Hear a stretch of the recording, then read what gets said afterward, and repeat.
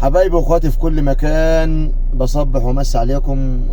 ربنا يحفظنا ويحفظكم. انا هتكلم النهارده عن الجمعيات اللي انتوا بتتبرعوا ليها او بتحاولوا ان انتوا تساعدوا معاهم او يعني جزاكم الله كل خير، وربنا يكرم كل واحد بيعمل خير. وانا شايف ان في ناس كتير ركبت عربيات وناس كتير اشترت وعملت والكلام ده كله من ورا الجمعيات. فرجاء خاص لان انت اللي هتتحاسب امام الله. انت اللي هتتحاسب امام الله. حاول بقدر الامكان. انت عندك جمعيتين، يمكن انا ناس اتعاملت مع الجمعيات ديت. انا واحد من الناس اتعاملت مع الجمعيات دي وعارف ان الجمعيات دي بتودي فلوسها فين. الجمعيه الشرعيه وكفاله اليتيم، الناس دي يمكن من على مستوى الجمهوريه، مش اما اتكلم على ديروت بس.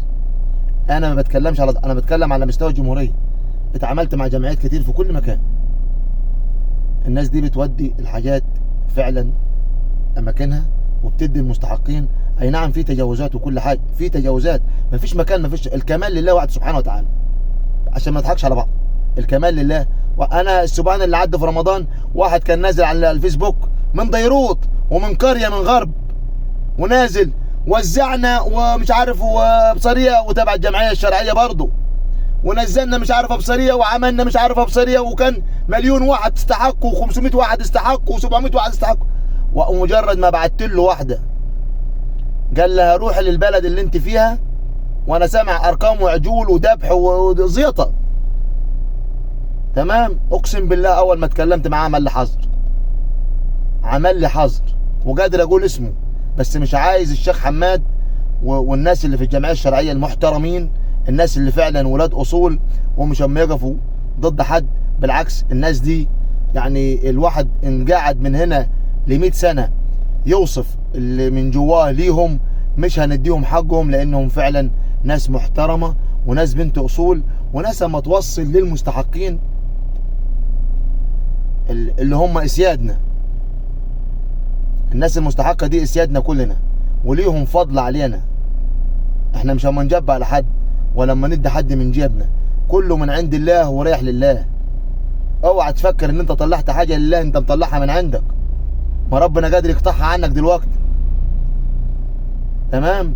فالحته دي حبيت اوضحها ليكم واوضحها للناس. يا ريت بص، مفيش مكان في الدنيا مفيش تجاوزات، بس انتوا اديكم شايفين الجمعيه الشرعيه.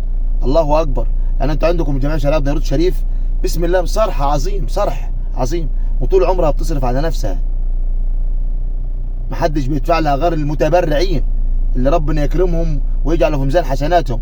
وكل واحد بيرمي او كل واحد بيودي جنيه في اي مكان، المكان الصحيح ربنا يبارك له ويجعله في ميزان حسناته.